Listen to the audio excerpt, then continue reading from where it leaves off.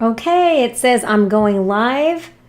So here we are. Welcome everybody. Merry Christmas Eve to everybody wherever you are. If you are new to this channel, don't forget to tell us where you're tuning in from. I see a lot of people from different spots. Let's see, I have people from Canada. I have friends from up north in Montana, Pennsylvania. Welcome, welcome, welcome. I love, if you know anything about me, I love to use every last bit of my fabric. I hate wasting anything. And so I'm always on the lookout for easy scrap projects that I can make in a hurry to give somebody a present. So I was trolling the internet and I found the most delightful quilt ever. So let me show you what it is. So back in November, I saw a blog post for something called a Duckworth quilt. And I thought, what in the world is a Duckworth quilt? Well, I started going down that rabbit hole and I'm going to show you what it is. So I'm going to share my desktop so you can see what I'm talking about. So this is the blog post that I found and it was called Duckworth Quilts. What are they? And so of course it's a scrappy quilt and it got my attention. So a Duckworth quilt is a style of quilting that's done exclusively by a quilter named Joanne Merrill Duckworth. And that's why they're called Duckworth quilts. She has a system for making these beautiful creations that look kind of modern and kind of vintage all at the same time. And I thought, wow, this is great. So as I read this blog, I wanted to know more about this style of quilting. And so basically what they are is an irregular log cabin. So if you want to know what a Duckworth quilt is, let me show you. It's an irregular log cabin and the blocks are trimmed to 6 inches. For one quilt, you will need 192 blocks. And those blocks are going to be set in a 12 by 16 configuration. So it makes a really nice couch quilt. So this quilt is perfect if you're taking a nap on a couch. This is the perfect quilt for you. And so I'm super excited to share this project with you. So we're going to go ahead and we're going to get started. So let me take this off my screen so you can see. And I'm going to show you what I've got. So the first thing that you're going to need for this project, I use my 6.5 inch ruler. So if you have a square ruler like this, super helpful for this project. I use my scissors because a lot of the cutting you're going to do is with scissors, so you can get like a small spring-loaded set or just regular scissors. But what I love about this quilt is you don't have to be perfect in any way, shape, or form. And so anytime that I can make a quilt project that's not perfect, I love that, right? The next thing that you need to remember about this project is that you need lots of scraps. And you need to kind of think about the scraps that you want. So what I did, if you can look inside this scrap box of mine, I just keep my scraps in little scraps, is that this one is mostly pinks, but I looked at my color wheel and pink is a tint of red. So pink is a variety of red. And the color that's opposite on the color wheel is green. So what I did is I picked all of the pastels that were in my scrap heap that were pinky in nature, or mostly pink. I even have some things that look like this. And I put them in this bin, and these scraps are not perfect scraps. Like some of these pieces are narrower on one side and wider on the other. And some are a hotter pink, some are a lighter pink, and some are even a pink mixture. So anything goes in this quilt, and I'm going to show you how to make these blocks. You can literally make them in minutes. And I even included some of these like focus fabrics that I was like, oh, this is mostly pastels. I'll throw that in there. So there's nothing in this quilt that I would say is objectionable. I also threw a little bit of orange because it's more of like a sherbet orange in here. But this is what I picked as my color theme for this one. So my centers are going to be green. Everything else is going to be a pinky pastel in this quilt, and then the back of my quilt is going to be a green floral that I have. And so this is what we're going to do. So to make a Duckworth block, and let me kind of show you what they look like. There's nothing in a Duckworth block that's exactly the same. So you can cut strips that are 1.5 inches if you have them. They're left over from a project. You can have scraps that are 3 inches, like this one over here. You can have centers that are square or rectangular. You can set your strips nice and straight, or you can put your strips at an angle if you have a strip that's irregular. And so this is what the block looks like. And you can make these by the hundreds. This one here, if you can see behind me, is going to be a Valentine's Day table runner, and I'm going to applique some white hearts on here. So this is what I started doing to practice these blocks, and they were so fast and so easy that I thought, you know what? I'm not doing a ton on Christmas Eve. I'm going to go ahead and I'm going to make myself a pile of Duckworth quilts, and I'll do a live so that other people can join me too. Super easy. Look, doesn't even have to look pretty. Nobody cares. So once you're done with these little blocks, you're just going to press them flat and you're going to put them in groups of 4. And so that's it. So let's get started. My quilt, like I said, is going to be green in the center. So I have these 3-inch squares that I just had piled up. And so you're going to start with 4 centers. It doesn't matter. They could be the same color, different colors. So you just start with 4. If you have little skinny strips like this, you can sew 2 of these strips together to make a wider square if you want to start out with a 3-inch. But I think that a 3-inch looks pretty good. And like I said, they don't have to be square. They could be rectangles as well. So they could be 3 inches by 2.5. So I'm just starting out for this particular round with squares, and I'm going to show you how we're going to get started. So I'm going to grab a long strip, and I want to make all of mine different. So I'm just going to start, and look at this. These are literally just scraps. And I'm just going to start cutting hunks off of these scraps to add to this. So I'm going to lay this here, and I'm literally just going to cut a chunk off like this, and I'm going to set it aside. I want a different one next to that because I don't want all of my blocks to be identical. And so I'm going to make a stack, and I'm just going to grab different pinks. This is another one. This is a wide strip. So I'm going to lay this together like this, right sides together. I'm just going to kind of cut a chunk, and I'm going to keep throwing it back in the pile, getting a different piece to go with each of these. And look, these are just leftovers from other projects, so they don't even matter. They don't even have to be perfectly square because we're going to trim those up. So once I have my little stack of 4, I'm going to go over to my sewing machine, and I'm going to keep just adding in the round like you would do a log cabin all the way around until my blocks reach at least 6 inches, and I can trim them. 6.5 is what I'm using. So I'm going to go over here to my sewing machine, and I'm going to grab my stack, and I'm not pinning or doing anything special. You don't even have to sew with a 1/4-inch seam if you don't want to, because it doesn't matter. So if you don't have a perfect 1/4-inch seam, you can just grab these and you can just start sewing. Tighten up your stitch length, and then this is also a great way to use your leftover bobbins. So if you have bobbins that you want to use up the thread, as long as you lower your stitch length to 2.0, you can sew with any bobbin thread you want. So this is really and truly a 100% scrappy project. You don't even have to press your scraps if you don't want to until you get ready to trim it up and go to the next round. So you don't even have to trim or press your scraps at all. And I'm sorry if my camera's shaking. I'm going a little bit fast. So let me sew this one. And this one is kind of irregular, and that's okay. And then you're just going to sew. Down the side, I'm using a seam that's a little bit larger than a 1/4-inch because I want to make sure that I don't have seams that are too narrow. And so once you get there, you can just literally keep sewing. I'm going to use a little leader in there, and I'm going to cut that out of there.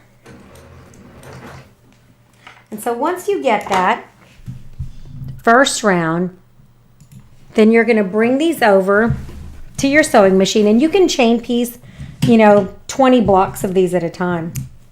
or even an entire row. But with my scrap blocks, I like to just make a ton and then put them together later, right? Because I want to spread out my colors. I don't want too much of one color on one side. But when you think about this quilt, thinking about color is important, because the quilts that are the most striking are the ones that have a variety of prints and are made in predominantly one colorway with an accent color. So if you look on your color wheel and you just find colors that are opposite, that is perfect. And see that? It doesn't matter that it's irregular, because I'm just going to slap another piece going that way. And so you don't have to worry about this. You can literally just sew the seams in any direction, so you don't have to worry about those seams, and they can go any way you want. Once you have this first round done, then you're going to add the second round. So you're going to do the same thing. You're going to lay them down. See how this one has a selvage? No big deal. I'm just going to come in here and trim that selvage off. Doesn't even have to be straight. And if this gives some people a little bit of anxiety, you'll be fine. This is very liberating, because I'm somebody who likes things to be precise. Now that I have this, I can sew another round. So I'm going to grab fabric that's a different color. So maybe this pink one is going to go here. And I'm going to make sure that I'm going down the side. And it has to extend beyond these two pieces. That's it. And I'm going to stack this. This one is not quite long enough, so I could use that in another area. But I'm going to grab more of these scraps and just lay them down so that they extend just beyond the previously pieced pieces. And so I'm going to stack them like this. I'm going to grab a polka dot. And if you notice, this is pastels and polka dots. It's kind of the theme of this quilt. So it's going to be all pastel-y things with polka dots. And so don't get too fussy. Don't overthink this. The process that you want to follow is as scrappy as possible. This is a little bit short, but I might leave it there because I might trim this and make it narrow. So that's okay. And like I said, this is literally the easiest project. Or if it drives you nuts, you can do that. See, this strip is crooked. I cut it crooked one time, so I put it in my junk pile. And so now it's going to become part of this project. And you're just literally trimming it with the scissor. You're not stressing too much about what you're doing. And you just need to make sure that you put pretty sides together, because sometimes I forget. But put your pretty sides together and then take them over to your sewing machine and sew the next round. And you're going to see how quickly this comes together. Oh, my granddaughter loved her little tree skirt. Does anyone have any questions about what we're doing and what the process is? Okay, so back to the machine. And it's literally this quick. You're going to make 4 blocks. And it took me about 10 or 15 minutes to make these blocks when I wasn't slowing down to explain. And I was just sewing. I was making these blocks, like 4 blocks in like 10 minutes. So if you really wanted to make a quilt in one day, this would be a quilt that you could definitely make in one day, without a doubt. And you're going to put a huge dent on your scrap heap, because they eat scraps. They definitely eat your scraps up.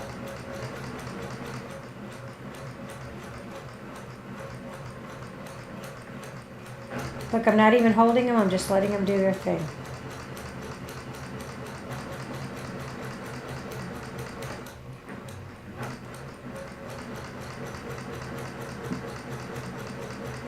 Just gonna go, go, go, go, go, go.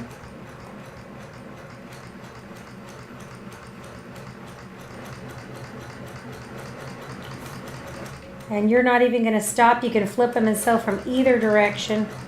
Like I said, the seam does not even have to be perfect 1/4 inch. You just want to make sure that these seams are flat before you sew the next round.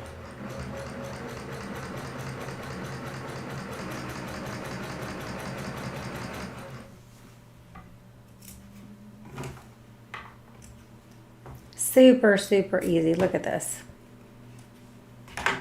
Like I said, do not stress about the colors. The placement of the colors aren't that stressful. Super easy. And then you just press the next round. And so like I suggest for sure that you start with at least 10 or 15 blocks, but you can assembly line sew and then assembly line press these. And so they just come together like this. Super easy. You just want that seam to be good and flat. If you have one of those tools, you can literally just finger press those as you go, but I'm a little bit OCD about pressing and I like my blocks to be nice and flat. So this is definitely a scrap eater, Sue. So if you're looking for a project that eats up all of those scraps, this is it. And let me show you guys one that I saw today. There's an entire group called Scrap Quilt Enthusiasts, and somebody made a scrap quilt and posted it. And you can literally do this with every random scrap you have. Let me show you my desktop. Do you see that one? And then there's a Facebook group. Look at this one here. I think this one is gorgeous. And it's literally just every scrap under the sun. It has cute little watermelons. I see swirls, polka dots, checks. It doesn't even matter. You can use whatever you want. And this is just liberating, because normally we have to be so careful about our points not getting chopped off and which direction our seams go and everything else, but not for this project.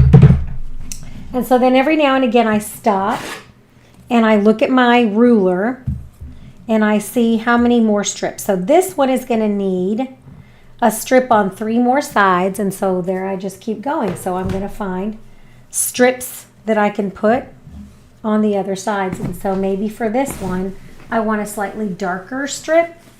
So I'm just going to get a strip that's a little bit darker, and I'm going to put it on this side, and then I'm going to literally just trim it and set it aside.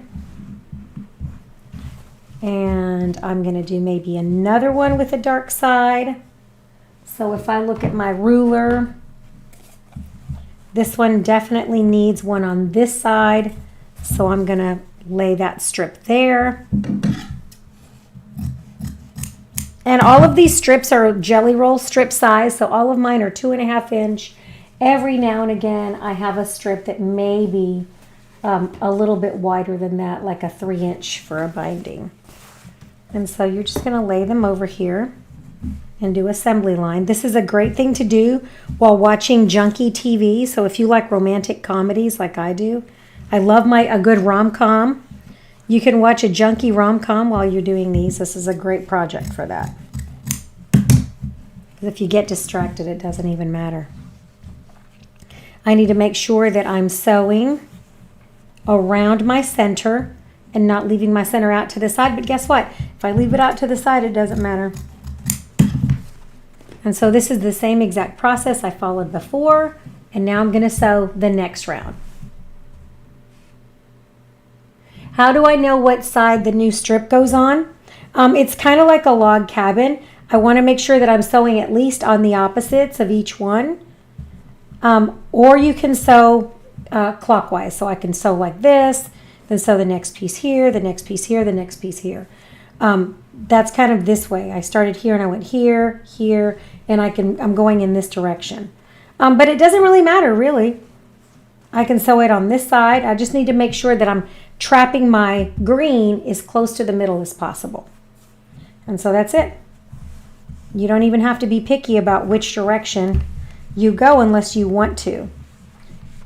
And like I said, this has a very improv feel to it. And this is literally the easiest block I've made in I don't know how long. And so I've got this. I'm taking them over to my machine, and I just stack them so I know what side I'm sewing on. And I make sure that I sew the correct side. And I like to make about 10 at a time. And like I said, you can make them in no time. Does anybody have any questions? I'm going to sew this next round, and then I'm going to show you the process for adding the last one and then trimming them up.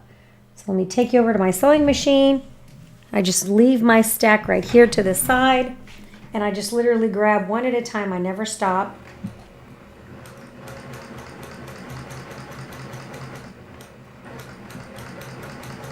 And I just feed them straight through the machine.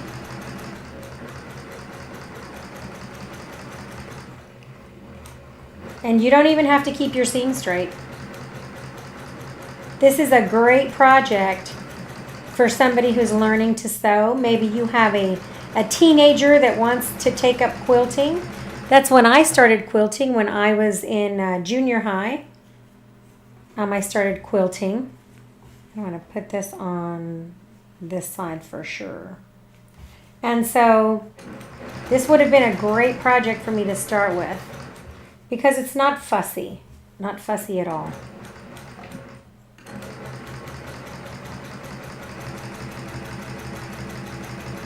I try to keep these blocks, my only thing is try to keep them as close to 6 inches so I'm not wasting a bunch of fabric when I'm trimming. And there's the last piece on this one. I'm going to sew it on this side. And look at that one. It's kind of wonky, so I'm just going to go with it. And I just have to make sure that I have at least 1/4 of an inch of a seam on all of these. And so once you get to the end of your big string, you start again. Super, super easy. This is literally the easiest scrap quilt I've ever made. Bring it back, and there you are. And they just keep growing and growing. This is literally like eating potato chips. It's addicting, and you just want to keep doing it. I sat here the other day, and I just made a ton of red blocks. Just move your pile out of your way and just keep sewing.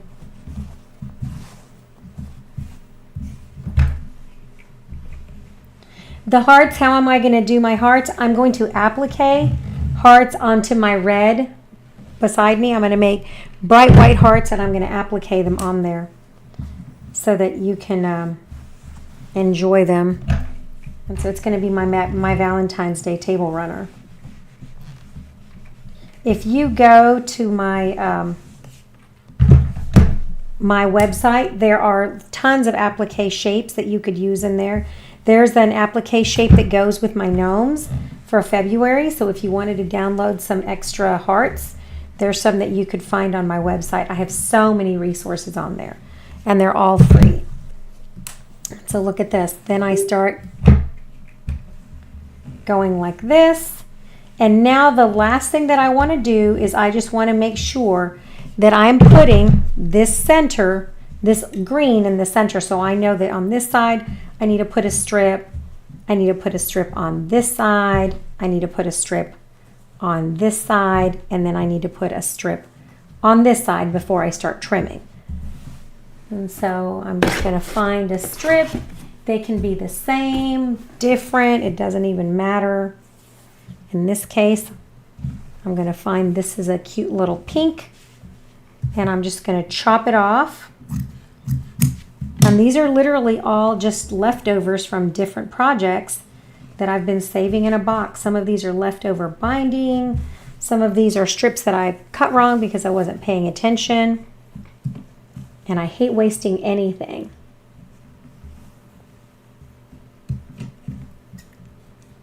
Oh, Feliz Navidad to you, Barbs. And so I'm just going to lay these on there. So 2 are going to have this one on the outside. And then I'm going to find a different one. So this one doesn't have this print here. So I'm just going to lay that right there. There's a selvage. So I just need to make sure I chop that selvage off, because selvages shrink at a different rate. And I don't want my quilt to have a weird little pucker after it's done. Okay, so once you're done making all of these and you're ready to make your quilt sandwich, the one thing that this quilt, or Miss Duckworth, does on hers is that she uses her walking foot, and she quilts, simply quilts them using her walking foot with an X down the middle. And I think that is so lovely on those. And so I'm going to add a little bit of this. I'm going to make sure I go past that selvage. And I'm going to chop this selvage off. And that's it. I'm ready to go do this last round. And then I'm getting ready to trim all of these up and put them in a quad. So let me go ahead and do that. So while you're here, why don't you tell me what you're working on tonight? Maybe you're going to work on a Duckworth tonight because this is interesting and fun. And so maybe you want to go ahead and start eating up all your scraps. Because honestly, if I don't start doing something with my scraps, my children are going to be really, really sad when I pass away because I have way too many bags of scraps that I need to get rid of. And I don't want to waste them, so I'm definitely going to turn them into fun quilts to give away now.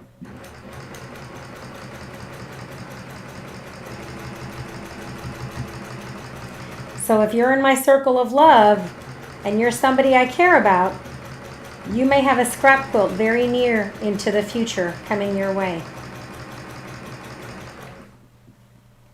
Because I've got to use up all this fabric I've got.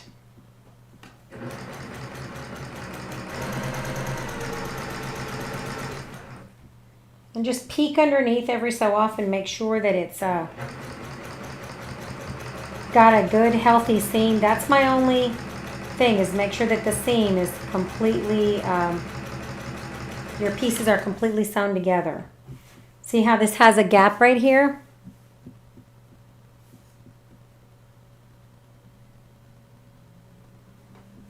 That one is not good. Can you guys see me, or has the stream slowed down?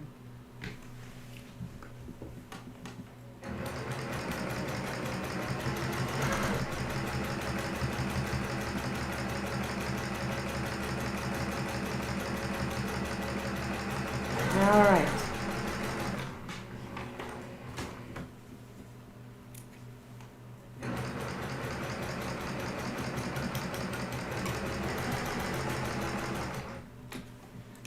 All right, let me switch the camera view. I don't know what happened to my last camera view. It looks like my other camera paused. It's not happy that I have so many tabs open. My computer doesn't like that. It's not playing nice in the sandbox. Probably the internet is slow. They've still been working on the utilities in my neighborhood, so... All right, so now that I've got these all stitched up like this, they're starting to look like they're big enough to trim. And so if you see all of this and it gets on your nerves, you can trim them, but otherwise you can just leave them. If you don't feel like trimming all of these weird extra seams, you don't have to. I would only trim them if they cause a shadow. And so there they go. That one's pretty close. I'm almost ready to trim that one. And you can trim these to 5.5 inches. You can trim these to 6 or 6.5. And my thing with these blocks is just making sure that they're perfectly flat. I like some nice flat seams. And so that block is looking good. And I'm just going to lay my ruler on top. And I'm going to see, is that close enough to my 6.5 inch mark so I can trim? And yes, it is. I can slide this to one side and trim this and try to reuse some of these pieces. I might, or I can just put it kind of in the middle so that my square that I started with is centered. But if you want to, you can have like one side a little bit wider and one side narrower, just like this, or you can kind of center it. So it's up to you. It's whatever your preference is. But this one is ready, so I can stick it in a pile. And I'm not going to trim them until I'm done with all of them. And so I'm just going to flip. And I'm flipping all of my seams to the outside, if you notice. So all my seams go out from the center. See this big thing here? Like I said, you don't have to trim it, but I tend to just clean up as I go. And then this looks pretty good. My main thing with these is just make them flat, flat, flat. As you're done pressing, put them in a pile, put a heavy book on them. You can use a clapper if you want, but you don't have to. Just make sure that you're pressing along that seam and that it's nice and flat. And these are awesome. If you have a big bag, grab yourself a big bag tonight and see how many you can do in an hour. I did 10 of these blocks literally in less than 30 minutes. And I was like, oh, wow. I could make a whole quilt in the blink of an eye. You could literally sit down from morning until dinner and have yourself a whole quilt. Okay. Ooh, that one is tight. All right, so now I'm ready. So once you have a big stack and they're at least big enough for you to trim, then you're going to take your rotary cutter. If you have a rotating mat, that's kind of helpful, but if you don't, you can just move the blocks along. And then you're just going to take and you're going to trim them on all sides. Like I said, all you need is a 6.5-inch ruler. If you have a smaller ruler, like a 5-inch ruler, that works too. You're just going to have to make more blocks if you make them smaller. So I trim on 2 sides, and that's one of my blocks. And then you just keep going, and this is so fast. You're going to be like, why didn't I do this before? But this is such a clever idea. I love it, love it, love it.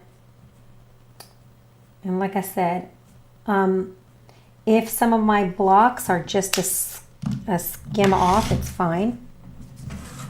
All of those trimmings are going to go into pillows or birds or anything else. I made a stuffed turkey last year, and I stuffed all kinds of little things inside him.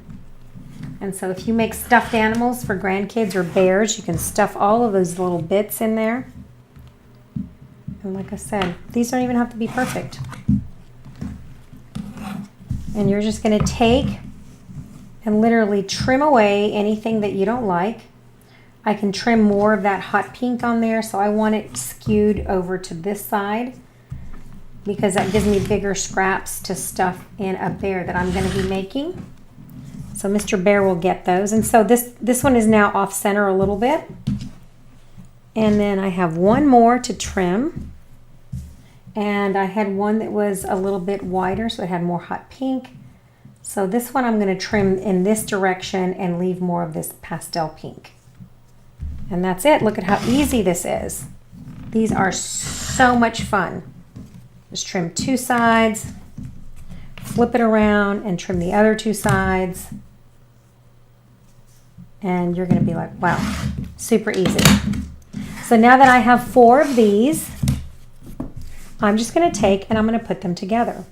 And my only rule is that the same color shouldn't be touching. And so now I'm going to take 4 of these, and let me see if you can see what I've got. I can put this to the outside so that they're not the same. I can put this on this side, and then I can put this like this. And so now I have this beautiful block. Look at how gorgeous this is. And now this does matter. So the seams do matter at this point. So now I'm gonna put 2 of them together, and I'm gonna pin the side that I'm gonna sew like that, just so I know. And then I'm gonna take this one and pin it together. And I'm gonna sew down the side. So I'm gonna sew a 1/4 inch seam. Now my seams do matter once you trim it. Now I'm gonna sew a 1/4 inch seam on this side of both of these blocks, and then I'm gonna open them together and put it together like you would do a large 4-patch. So let me go over to the sewing machine. Let me see if my camera over there is working. You see if I can stick my fingers in front of it. I'm not sure why that camera is frozen. It's not quite working. So let me just come over here and sew. This camera is not cooperating, friends, so I'm going to unplug it and move it out of my way. And I'm just going to sew down the sides of both of those and bring them back over so you can see them. And you can sew as fast as your little heart desires. And down the other side. If you've never learned a string trick, I will show you something. Whenever I'm sewing blocks that go together, I sew block 1 and I keep chain piecing block 2. And I do this sometimes when I do an entire quilt top. And let me show you why. So you see how they're connected with that string? I know that these blocks go together because I leave them connected. And so then I don't accidentally turn my blocks the wrong way. And so then when I put them together, I push one seam to the right and one seam to the left, like this. I finger press it, and then right there, I'm going to flip this over and pin that intersection, and these will nest together. So I just kind of tickle it so that they lock in there together. And this is just an old trick that I learned. My favorite vintage quilter that's out there is Eleanor Burns, and she will do this to an entire quilt top to keep all of the blocks going the correct direction, and it's very handy. And so now that I have it like this, now I can go ahead and I can sew down this side, and my big block is done, and I'm going to make all of the blocks that I need for my quilt. So this quilt will be laid out 12 by 16, right? And be careful if you're doing what I'm doing. Don't trim stuff off. But if I have like weird seams that are way too wide, I just chop them off. And now I'm going to sew 1/4 inch down this side, and I will be right back with my finished block. Make sure that you push down any seams that are going weird directions.